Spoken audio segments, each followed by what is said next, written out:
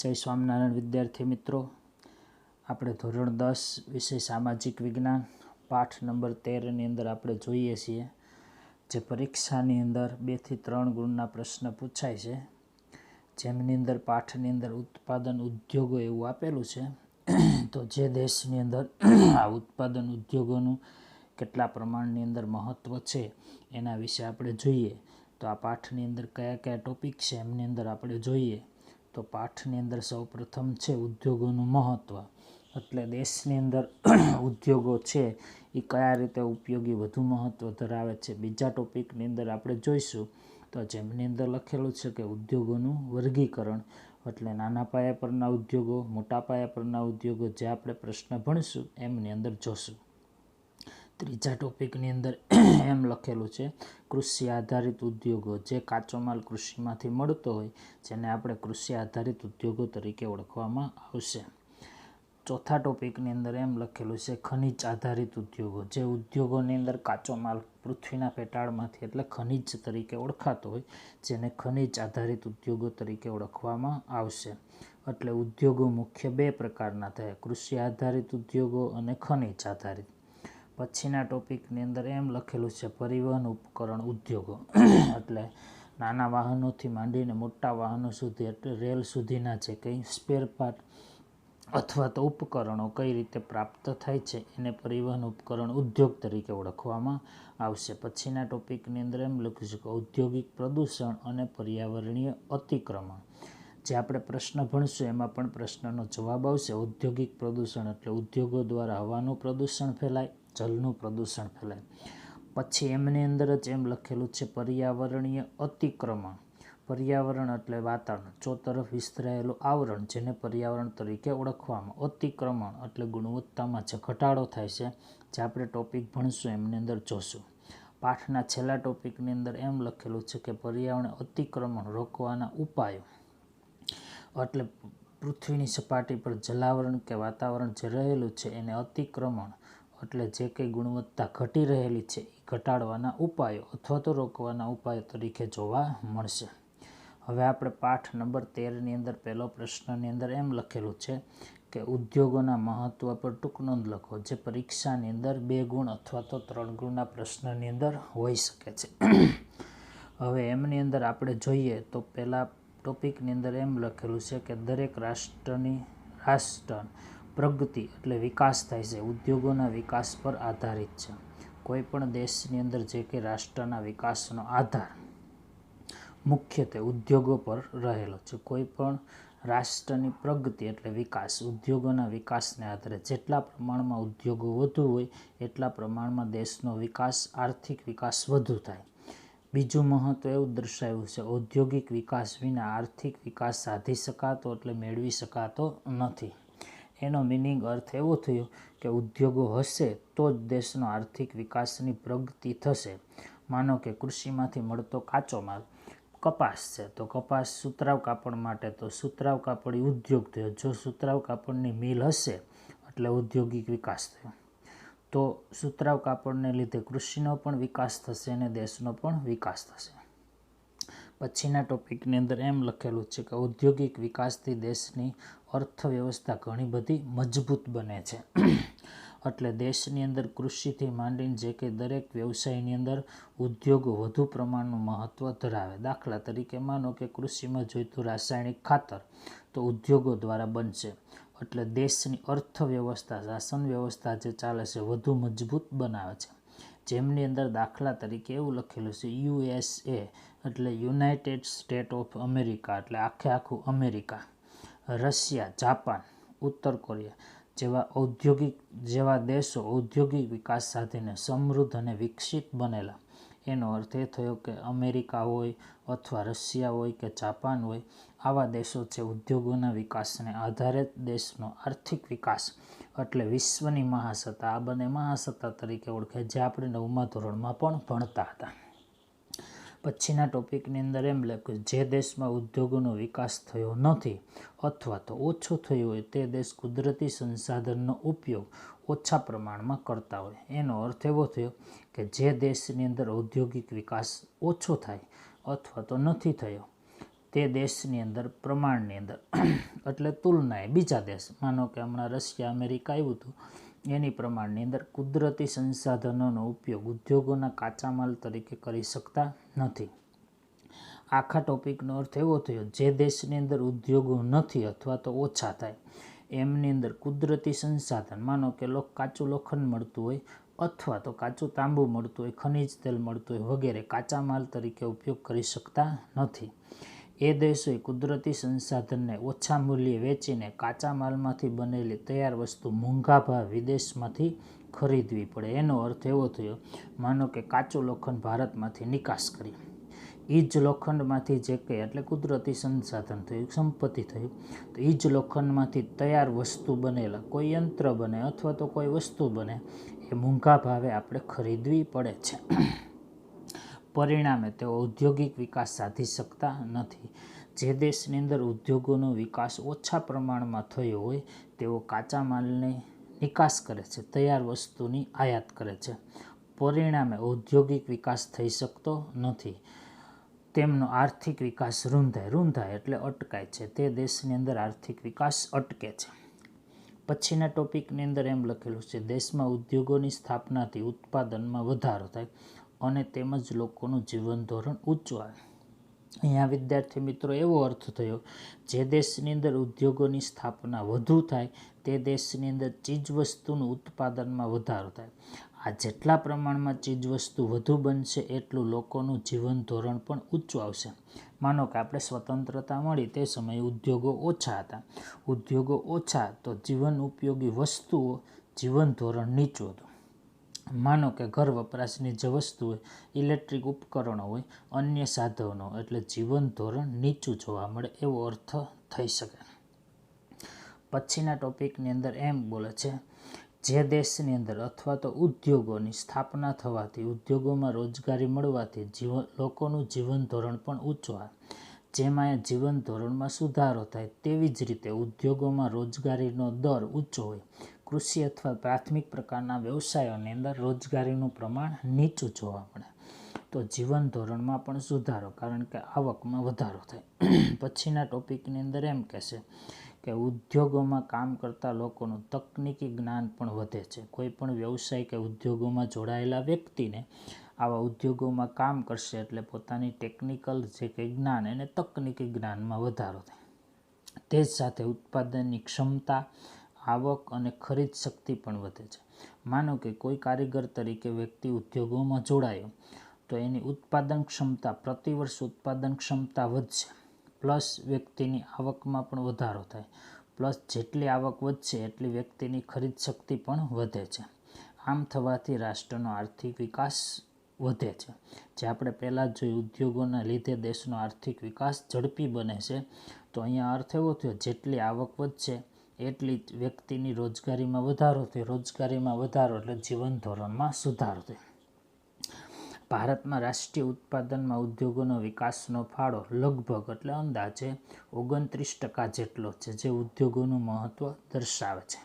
અહીંયા વિદ્યાર્થી મિત્રો એવો અર્થ થયો કે દેશની અંદર એટલે ભારત દેશની અંદર રાષ્ટ્રીય ઉત્પાદનની અંદર જે તૈયાર ચીજવસ્તુનું વેચાણ થાય છે એને રાષ્ટ્રીય ઉત્પાદન તરીકે ઓળખવામાં. જે દેશની અંદર કુલ ઉત્પાદન વેચાણ થતું હોય એમાં 29% હિસ્સો બરાબર ઉદ્યોગો તરીકે ઓળખવામાં આવે છે. જે અહીંયા ચિત્રની અંદર જુદા જુદા કેમિકલને લગતા ઉદ્યોગો અથવા તો રિફાઇનરી તરીકે પણ જોવા મળે છે. જે ઉદ્યોગોના વિકાસને લીધે દેશનો આર્થિક વિકાસ થાય છે. હવે આપણે ઉદ્યોગોનું મહત્ત્વ જોયું, પછી ઉદ્યોગોનું વર્ગીકરણ. વર્ગીકરણનો અર્થ એવો થયો કે ઉદ્યોગો નાના પાયા પરના છે કે મોટા પાયા પરના, જેને આપણે વર્ગીકરણ તરીકે પણ ઓળખવામાં આવશે. આ ઉદ્યોગોનું વર્ગીકરણ શ્રમિકોની સંખ્યાને આધારે એટલે માનવ શ્રમ બોલે છે. બીજો શબ્દ એવો આપ્યો છે માલિકી ધોરણને આધારે, એટલે જે કંઈ ખાનગી માલિકી છે, સરકારની માલિકી છે એને માલિકીને આધારે. ઉદ્યોગોનું વર્ગીકરણ, પહેલું વર્ગીકરણ માનવ શ્રમ, બીજું વર્ગીકરણ માલિકીને આધારે, ત્રીજું વર્ગીકરણ કાચા માલના સ્ત્રોતને આધારે, એટલે કાચો માલ ક્યાંથી મળે, ખનિજ આધારિત છે અથવા તો કૃષિ આધારિત છે, જેને આધારે કેટલાક જૂથમાં વિભાજન કરવામાં આવશે.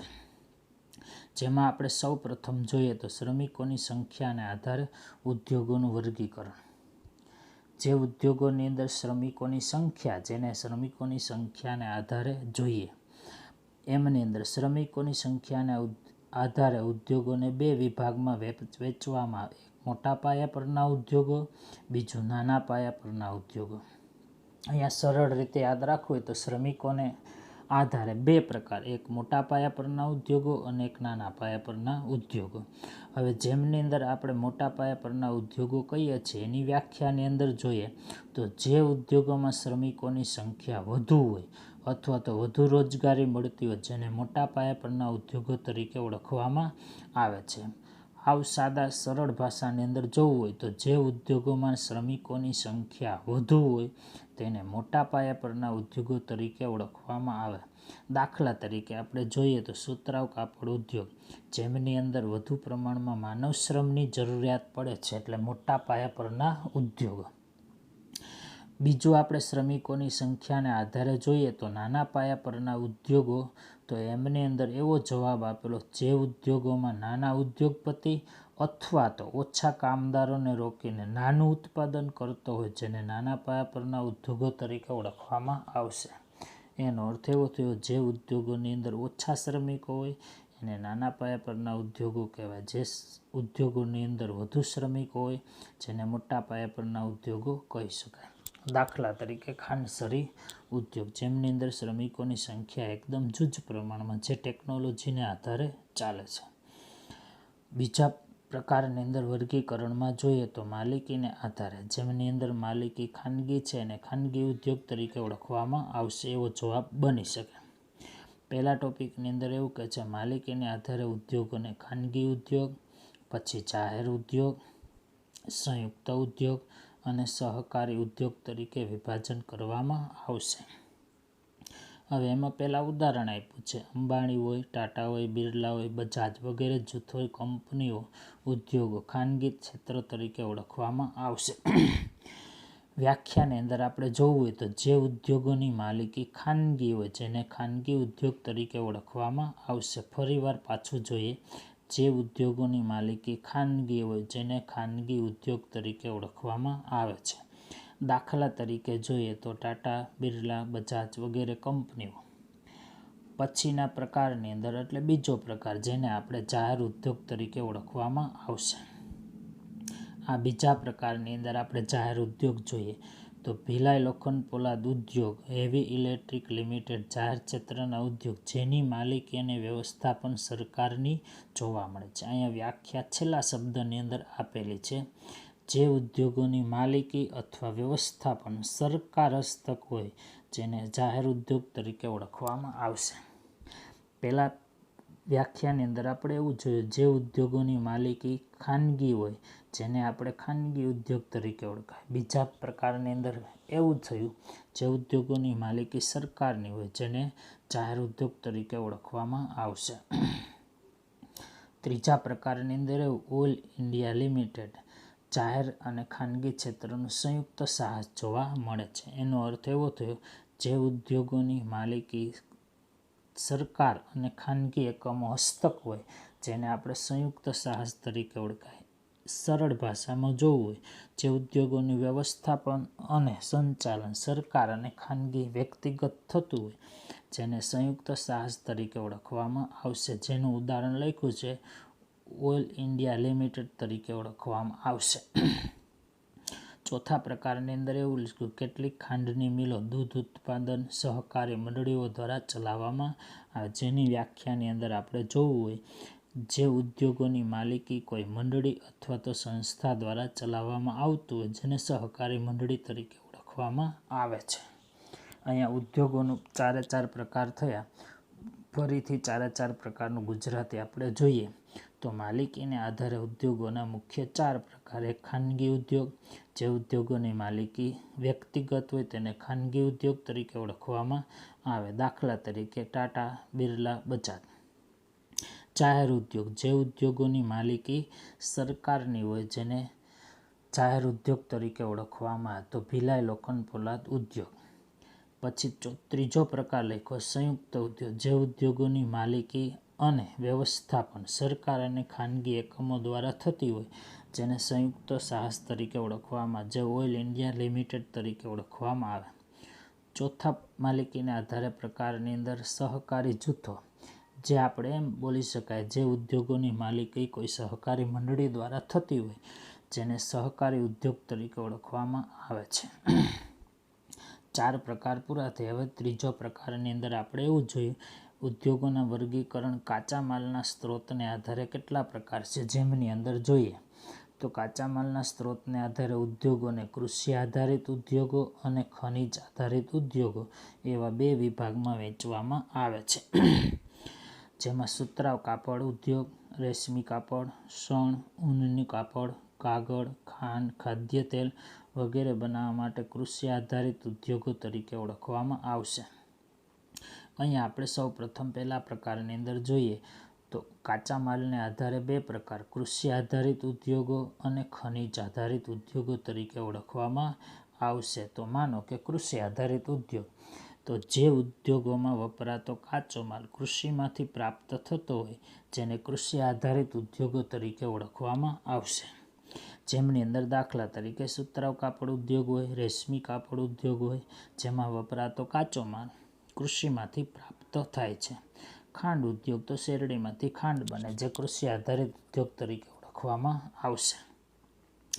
પછી આપણે બીજા પ્રકારની અંદર જોઈએ તો ખનિજ આધારિત ઉદ્યોગ એવો જવાબ આવ્યો. તો ખનિજ આધારિત ઉદ્યોગમાં એવો અર્થ થયો કે જે ઉદ્યોગોમાં વપરાતો કાચો માલ ખનિજ તરીકે ઓળખાતો હોય, દાખલા તરીકે લોખંડ, પોલાદ, સિમેન્ટ, કાચો માલ વગેરે, એલ્યુમિનિયમ, તાંબુ, રસાયણ, ખાતર, પરિવહન ઉપકરણ, ઇલેક્ટ્રિક ઉપકરણ, ખનિજ સંસાધન વગેરે ખનિજ તરીકે ઓળખવામાં. એનો અર્થ એવો થયો ખનિજ આધારિત ઉદ્યોગ એટલે જે ઉદ્યોગોમાં વપરાતો કાચો માલ ખનિજ તરીકે ઓળખાતો હોય, જેને ખનિજ આધારિત ઉદ્યોગ તરીકે ઓળખવામાં આવશે.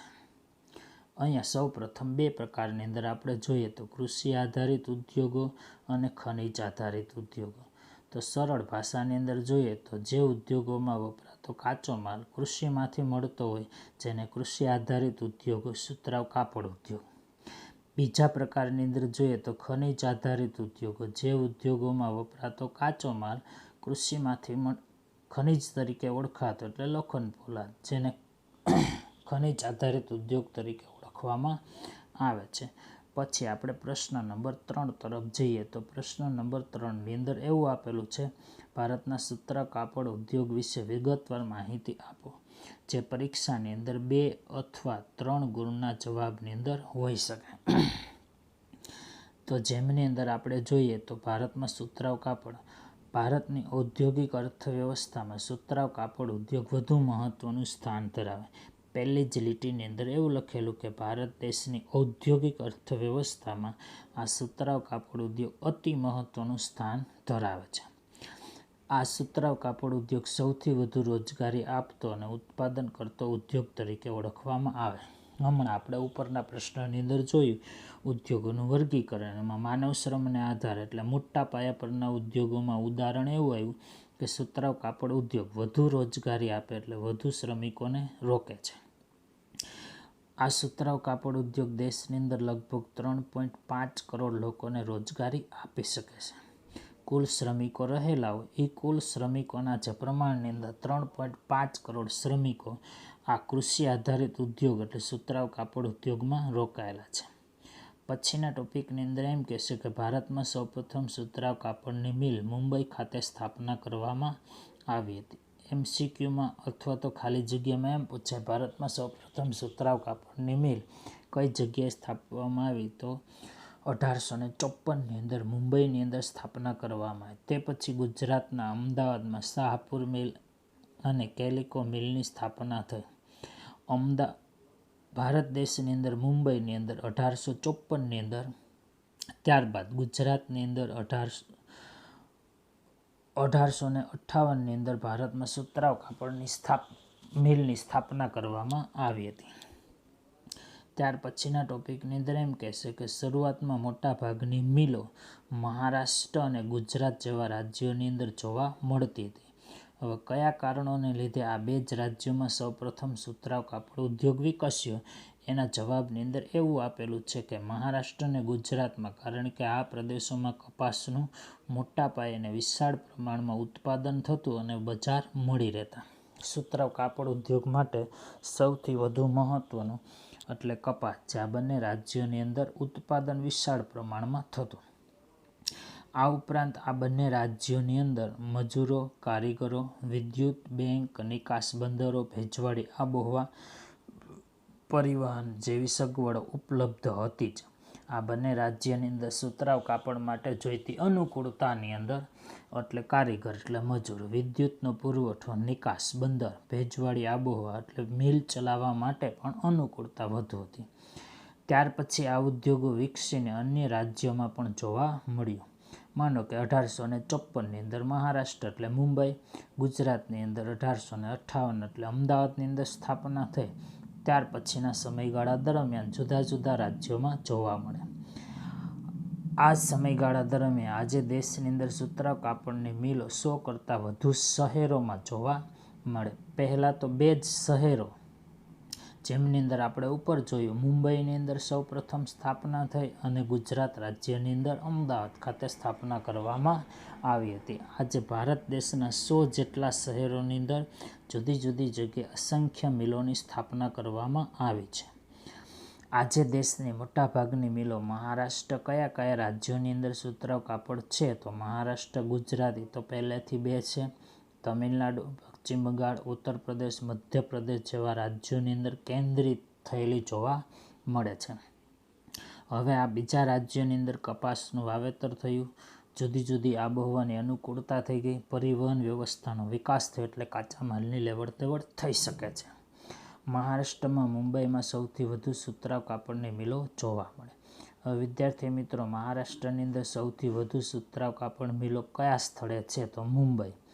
તે પછી સુતરાઉ કાપડનું વિશ્વ મહાનગર તરીકે ઓળખવામાં આવે છે. ભારતની અંદર સુતરાઉ કાપડ માટે વિશ્વનું મહાનગર કયું શહેર ગણાય તો મુંબઈ તરીકે ઓળખવામાં આવે છે. આ ઉપરાંત મહારાષ્ટ્રની અંદર પુણે, પછી કોલ્હાપુર, ભિવંડી, ઔરંગાબાદ, જલગાંવ, સોલાપુર, નાગપુર જેવા રાજ્યોની અંદર કેન્દ્રિત થયેલું જોવા મળે. સૌ પ્રથમ પહેલો જોઈએ તો મહારાષ્ટ્ર રાજ્યની અંદર સૌ પ્રથમ મિલ એટલે મુંબઈ, જે આપણે હમણાં જોયું 1854ની અંદર, જે વિશ્વનું મહાનગર તરીકે ઓળખવામાં આવે છે. એટલે ભારત દેશની અંદર સુતરાઉ કાપડ ઉદ્યોગની અંદર સૌથી વધુ એટલે મુંબઈ શહેર. મુંબઈ સિવાયના પુણે, સોલાપુર જેવા શહેરોની અંદર પણ જોવા મળે છે. બીજું રાજ્ય એટલે ગુજરાતની અંદર સૌ પ્રથમ સુતરાઉ કાપડની મિલ એટલે મુંબઈ, અમદાવાદની અંદર, જે 1858ની અંદર શાહપુર ખાતે સ્થાપના કરવામાં આવી. અમદાવાદ સિવાયના તો સુરત, કલોલ, ભરૂચ, પોરબંદર, ભાવનગર, રાજકોટ, વડોદરા જેવા સ્થળોએ સુતરાઉ કાપડની મિલો જોવા મળે છે. મહારાષ્ટ્રની જેમ ગુજરાતની અંદર પણ સુતરાઉ કાપડ ઉદ્યોગ સુરત, કલોલ, ભરૂચ, પોરબંદર જેવા સ્થળોએ વિકસ્યું હોય તેવું જોવા મળે છે. એ જ સમયની અંદર ગુજરાત પછી તમિલનાડુની અંદર પણ કોઇમ્બતુર, ચેન્નાઈ, મદુરાઈ જેવા સ્થળોએ જોવા મળે. હવે પશ્ચિમ બંગાળની અંદર જોઈએ તો કલકત્તા, હાવડા, મુર્શિદાબાદ, શ્રીરામપુર જેવા સ્થળોએ અથવા શહેરોએ, નગરોમાં સુતરાઉ કાપડ ઉદ્યોગ વિકસ્યો. હવે ઉત્તર પ્રદેશની અંદર જોઈએ તો કાનપુર, પછી આગ્રા, પછી ઇટવા, લખનઉ અને મોદીનગર જેવા સ્થળોએ સુતરાઉ કાપડ ઉદ્યોગ વિકસ્યો છે. ત્યાર પછી મધ્યપ્રદેશની અંદર જોઈએ તો ગ્વાલિયર, ઇન્દોર, ઉજ્જૈન, દેવાસ જેવા સ્થળોએ સુતરાઉ કાપડ ઉદ્યોગ વિકસ્યો. રાજસ્થાન, પંજાબ, હરિયાણા જેવા રાજ્યોમાં સુતરાઉ કાપડ ઉદ્યોગ છૂટાછવાયા પ્રમાણમાં હશે તેવું જોવા મળે છે. હવે આ સુતરાઉ કાપડ ઉદ્યોગ વિશે આપણે જોયું. એ સુતરાઉ કાપડ ઉદ્યોગની અંદર કયા કારણોને લીધે અથવા તો કઈ બાબતોને લીધે સમસ્યા ઉદ્ભવી છે એના જવાબની અંદર જોઈએ તો આ ઉદ્યોગો માટે અત્યારે ઊંચી જાતના કપાસની અછત જેવી સમસ્યા એટલે ઓછો વિકસ્યો. જૂના યંત્રનો ઉદ્યોગ, અનિયમિત વીજ પુરવઠો, શ્રમિકોની ઓછી સંખ્યા, ઉત્પાદકતા, કૃત્રિમ રેસાની વધુ માંગ, વૈશ્વિક બજારમાં તીવ્ર સ્પર્ધા જેવી સમસ્યા જોવા મળે. માનો કે 2 ગુણના પ્રશ્નની અંદર એમ પૂછાય, ભારતમાં સુતરાઉ કાપડ ઉદ્યોગ કઈ કઈ સમસ્યાનો સામનો કરી રહ્યું છે? તો જેમની અંદર કપાસની અછત, પછી અનિયમિત વીજ પુરવઠો, શ્રમિકોની ઓછી સંખ્યા, કૃત્રિમ રેસાની વધુ માંગ, વૈશ્વિક બજારમાં તીવ્ર સ્પર્ધા જેવા સમસ્યા ઉદ્ભવ્યા અથવા તો પ્રશ્ન રહેલા છે. આમ છતાં પણ આ સુતરાઉ કાપડ ઉદ્યોગ ભારત દેશની અંદર અનેક દેશોની અંદર નિકાસ થાય છે, જે કપાસ, સુતરાઉ કાપડ અને તૈયાર વસ્ત્રોની નિકાસ કરે છે, જેમની અંદર રશિયા, યુકે એટલે યુનાઇટેડ કિંગડમ, જેને આપણે ઇંગ્લેન્ડ તરીકે ઓળખીએ છીએ, USA એટલે અમેરિકા તરીકે ઓળખવામાં, સુદાન, નેપાળ, ફ્રાન્સ, ઓસ્ટ્રેલિયા, દક્ષિણ આફ્રિકાના દેશોની અંદર નિકાસ કરવામાં આવે છે. આ સુતરાઉ કાપડ ઉદ્યોગ નિકાસના વૈશ્વિક બજારમાં ચીન પછી ભારત બીજું સ્થાન ધરાવે છે. કદાચ એક વાક્યના પ્રશ્નની અંદર એમ પૂછાય, ભારત સુતરાઉ કાપડની નિકાસમાં કેટલામું સ્થાન ધરાવે? તો બીજું સ્થાન ધરાવે છે.